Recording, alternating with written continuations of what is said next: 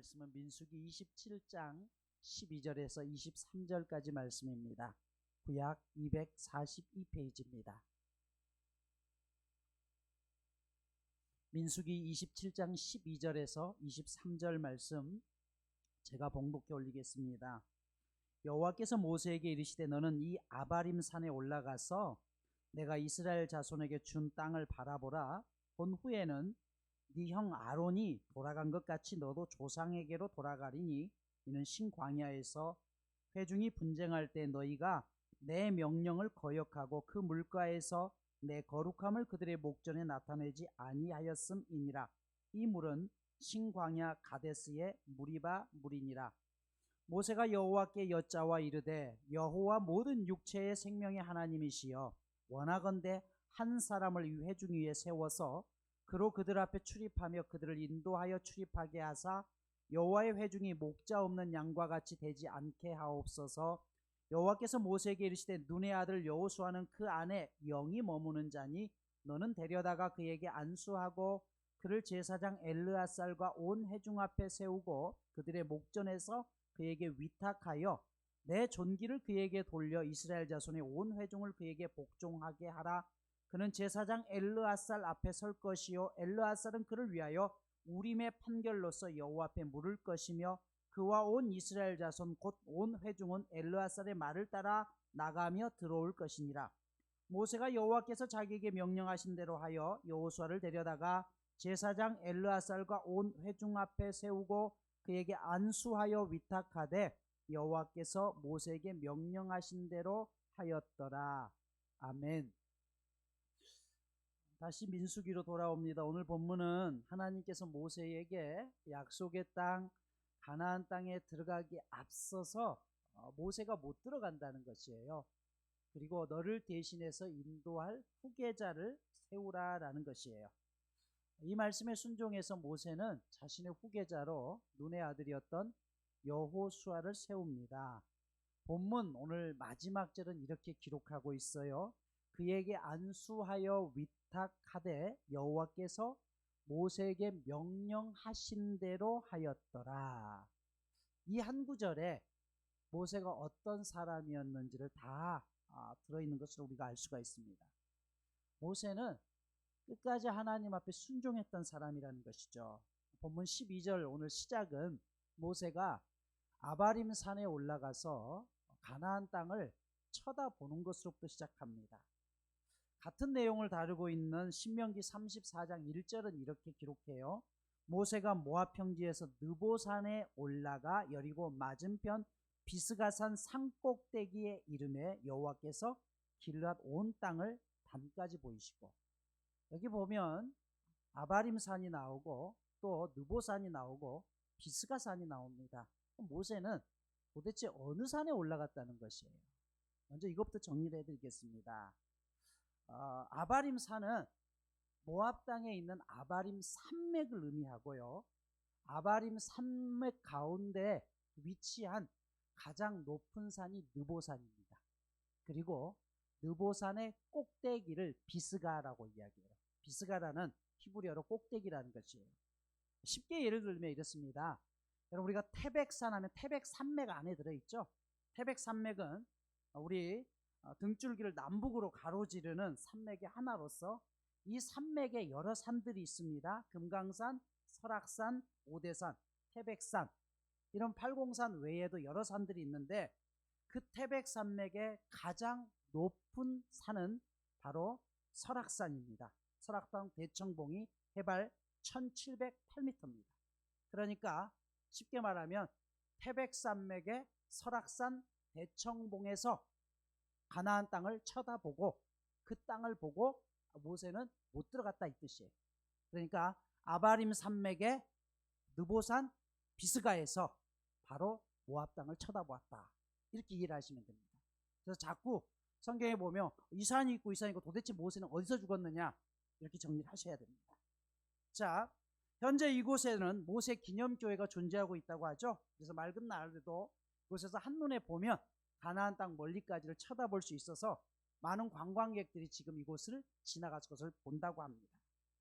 그런데 바로 이어지는 13절에서는 이렇게 말씀하죠. 본 후에는 네 형 아론이 돌아간 것 같이 너도 조상에게로 돌아가라. 무슨 말이에요? 너 끝났다는 것이. 하나님께서 모세에게 가나안 땅을 보여줬는데 네 형이 죽었듯이 너도 이 땅에서 죽는다라는 것이. 여러분, 지금까지 이스라엘 백성들을 40년 동안 이끌어냈던 지도자입니다.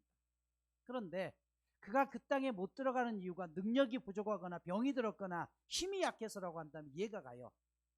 하지만 신명기 34장 7절은 이렇게 말씀합니다. 모세가 죽을 때 나이 120세였으나 그의 눈이 흐리지 아니하였고 기력이 쇠하지 아니하였다. 여전히 인도할 수 있는 힘이 있고 아무 문제 없다는 것이에요. 그럼 모세가 가나안 땅에 들어가지 못하는 이유가 몇 가지 나와 있죠.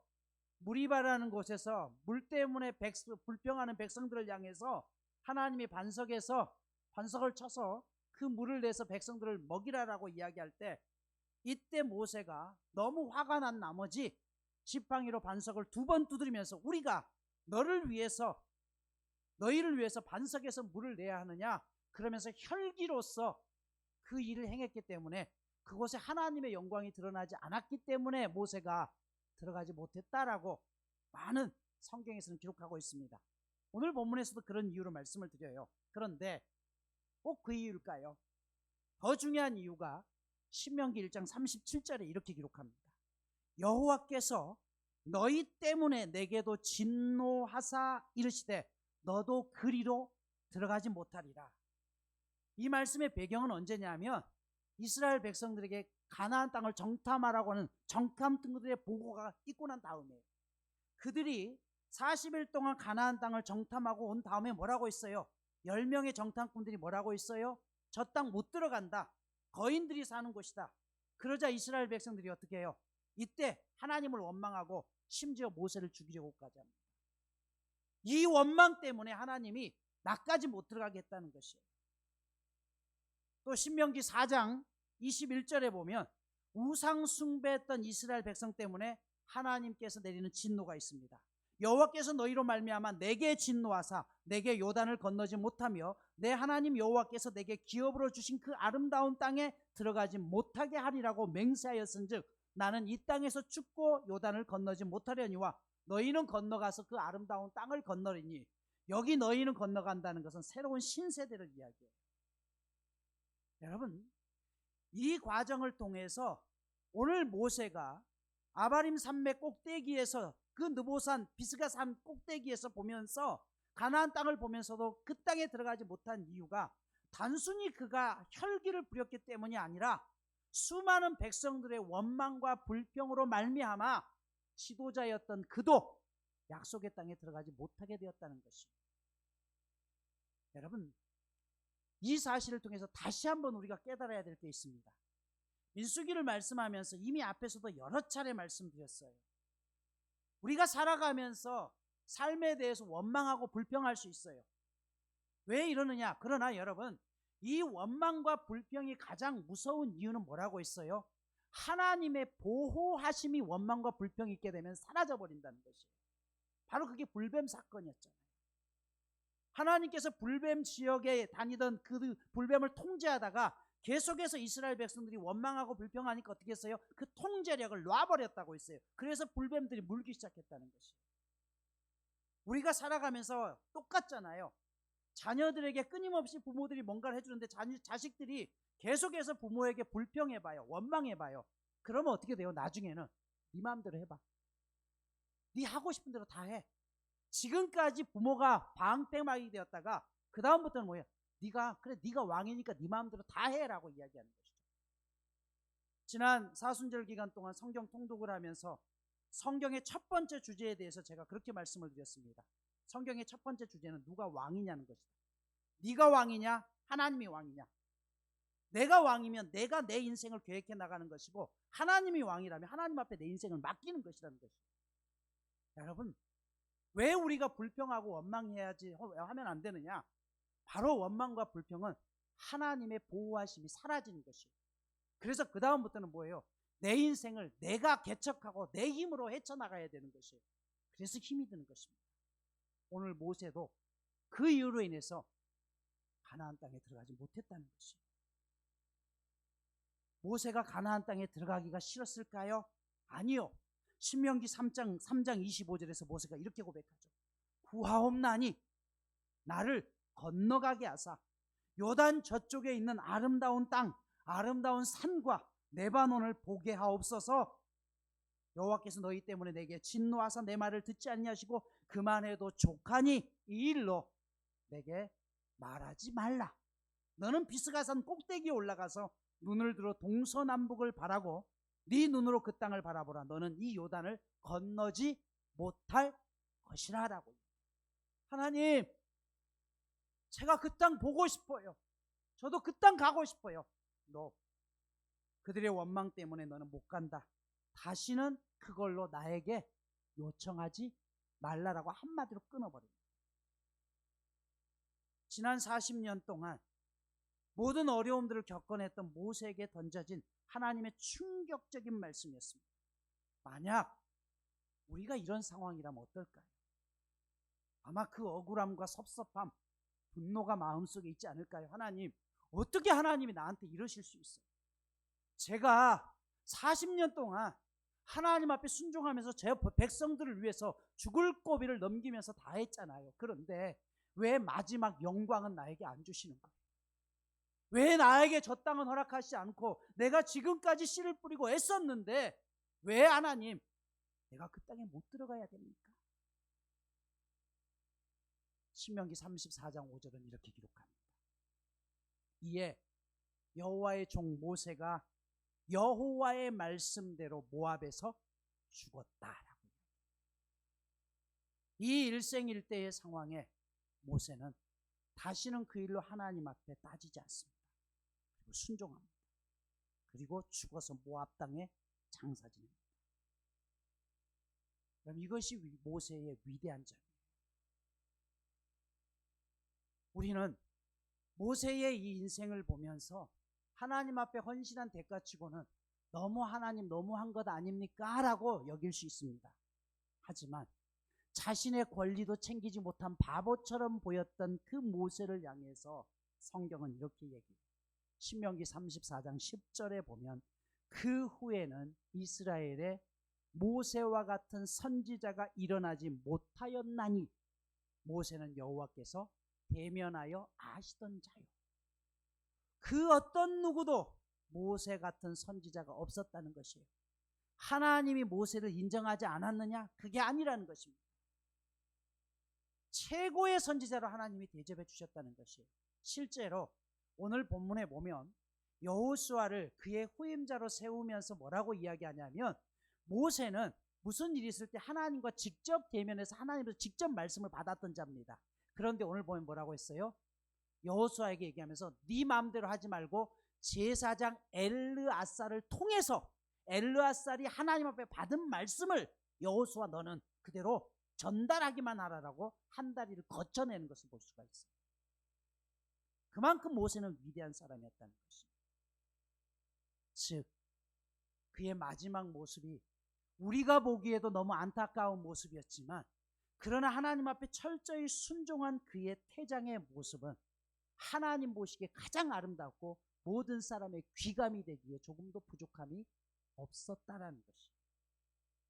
전에도 말씀드렸습니다마는 오늘날 한국 교회는 그 어느 나라 교회보다 없어서는 안 될 참으로 충성스러운 믿음의 종들이 많았던 교회입니다. 그와 같은 리더십의 헌신과 충성으로 말미암아 한국 교회는 짧은 시간 안에 세계 선교 역사상 유례를 찾아볼 수 없을 만큼 빠르게 성장했고 부흥했습니다. 그러나 한국 교회가 어느 순간부터 휘청거리기 시작했습니다. 세상 사람들에게 지탄을 받는 교회가 되었습니다. 그 이유가 무엇일까요? 모세와 같은 훌륭한 지도자가 없어서가 아닙니다. 오히려 그보다 더 뛰어난 지도자가 많습니다. 문제는 모세와 같은 사역자들이 느보산에서 죽지 않고 나는 죽었다 깨어나도 가나안 땅에 들어가야 된다라고 주장하는 데서부터 시작된 것입니다. 그래서 뭐예요? 후임자 여호수아가 설 자리를 잃어버리게 된 것이죠. 결과적으로 한국 교회는 여호수아가 설 자리가 없어졌습니다. 그리고 이로 인해서 평생에 애쓰고 수고했지만 나중에 그 마무리가 아름답지 못해서 결국 목회의 모든 것들이 추함으로 바뀌고 말았습니다. 모세는 이런 상황 속에서 억울해하지 않았습니다. 자기가 없으면 안 될 거라고도 하지 않았습니다. 여호수아를 백성들 앞에 세우고 마음껏 축복합니다. 그리고 그렇게 속썩였던 이스라엘 백성들 한 사람 한 사람, 각 지파 한 사람 한 사람 이름을 부르면서 그들을 마음껏 축복합니다. 그리고 가나안 땅에 들어가지 못했지만 느보산에 올라가서 그 가나안 땅을 자신의 가슴에 품고 기도하면서 결국 자신의 생을 마감합니다. 오늘 교회의 문제는 무능함이 아니라 너무 유능함에 있습니다. 그 유능함이 하나님보다 오히려 사람을 높이는 그런 곳이 되고 말았습니다. 내가 교회를 이만큼 키우고 내가 교회를 이만큼 애쓰고 세웠는데 왜 내가 마지막에 그냥 떠나야 돼? 여러분, 교회는 어떤 경우에도 한 개인의 사업체가 아닙니다. 하나님 앞에 예배하는 장소죠. 우리는 그렇게 살아가고 교회가 커가자는 가면서 목회를 보면서 성공했다라고 이야기해요.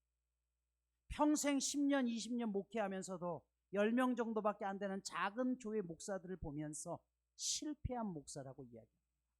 그러나 여러분, 목회는 성공과 실패가 있는 게 아니에요. 목회는 승리하느냐 패배하느냐의 문제입니다. 한 명의 교인밖에 세우지 못했다고 할지라도 하나님 보시기에 하나님의 뜻대로 세웠다고 한다면 그 목회는 승리한 목회입니다.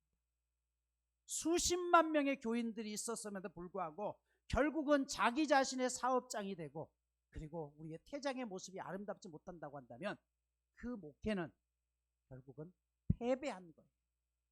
우리는 자꾸 성공과 실패로 보여요. 아니요. 교회는 작다고 해서 실패한 게 아닙니다. 크다고 해서 성공한 게 아니에요. 아무리 작아도 승리의 군사들이 있는 교회가 있는가 하면 수십만 명이 있어도 결국은 패배의 성도들만 남아있는 곳이 있다는 것이에요. 그래서 마무리 때문입니다.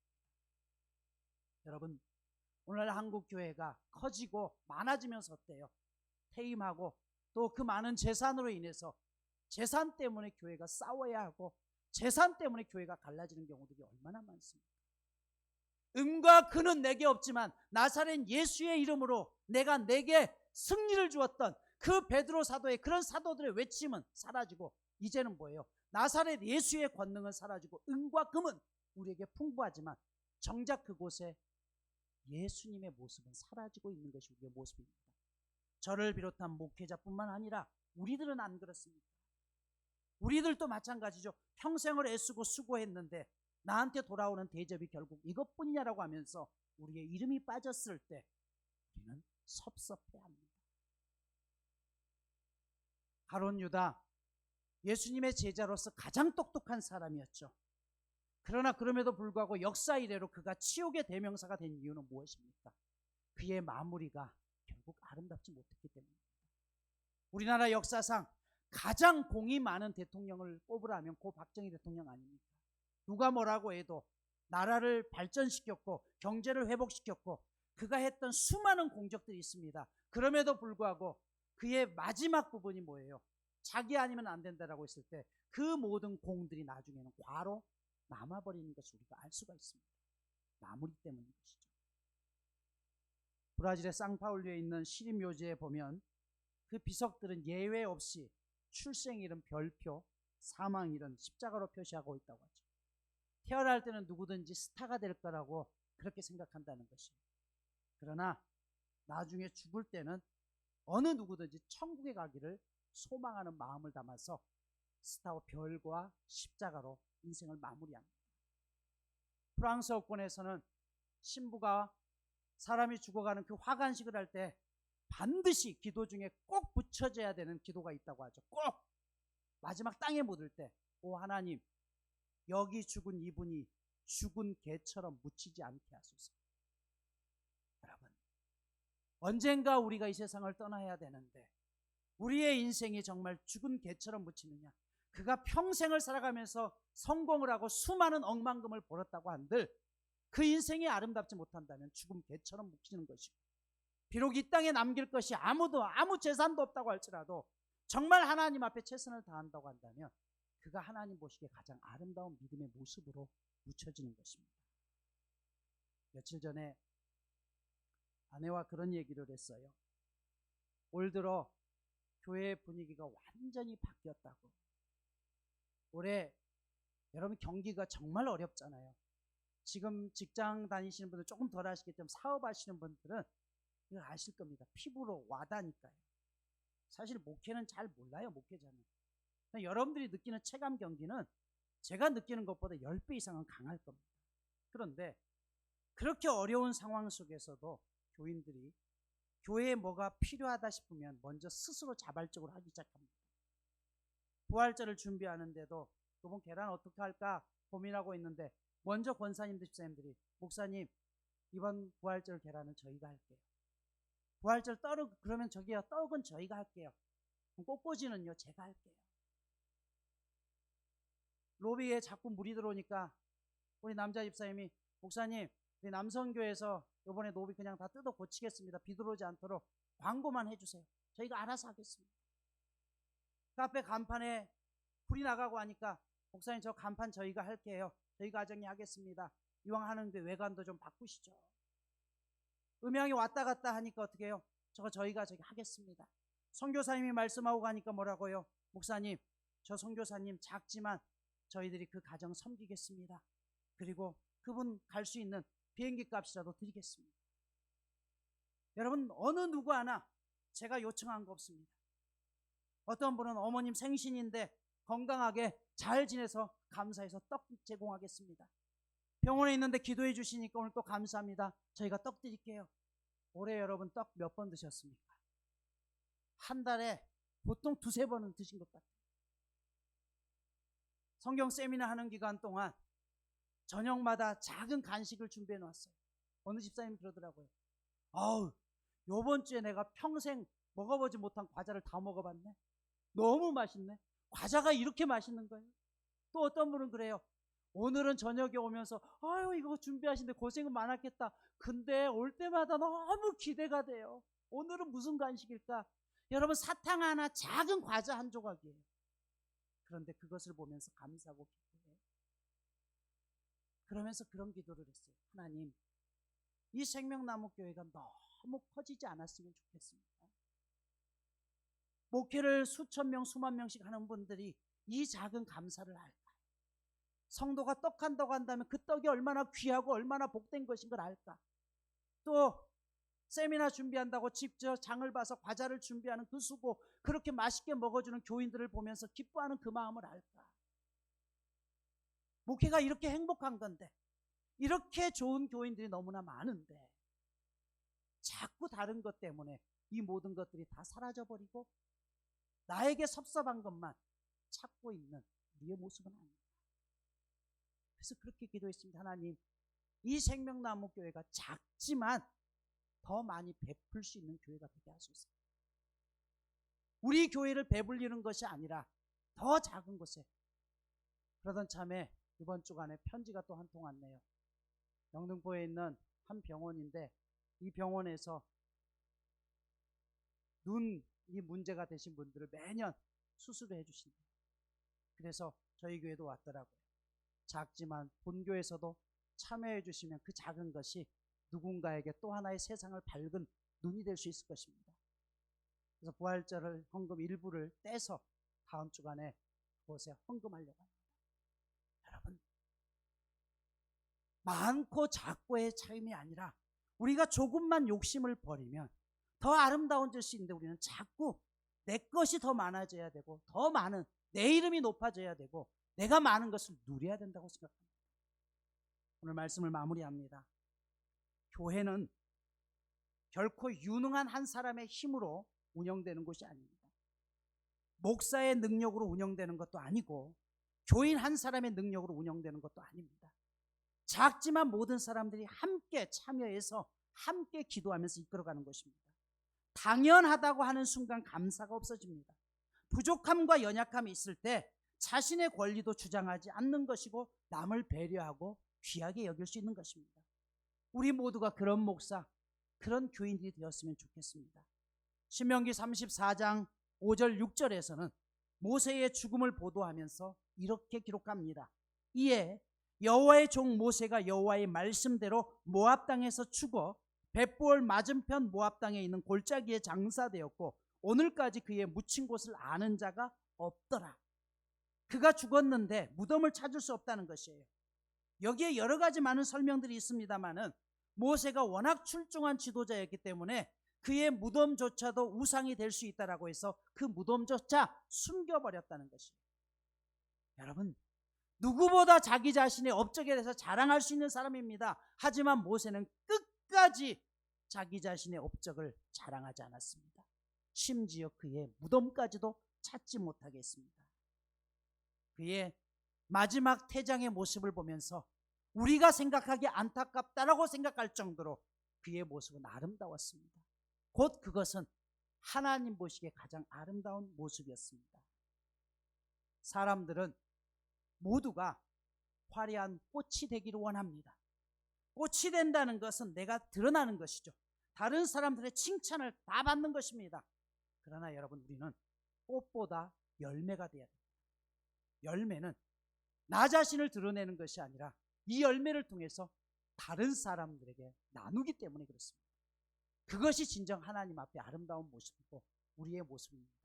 바라옵기는 이 생명나무교회가 저를 비롯해 우리 모두가 정말 하나님 앞에 마무리를 할 때 우리가 떠난 그 자리가 악취가 아니라 향기의 모습으로, 그래서 참 귀하다라고 이야기할 수 있는 그런 사람들이 될 수 있도록 저를 위해서도 기도해 주시고 우리 모두가 함께 기도하며 그런 교회 세워나갈 수 있기를 축복합니다.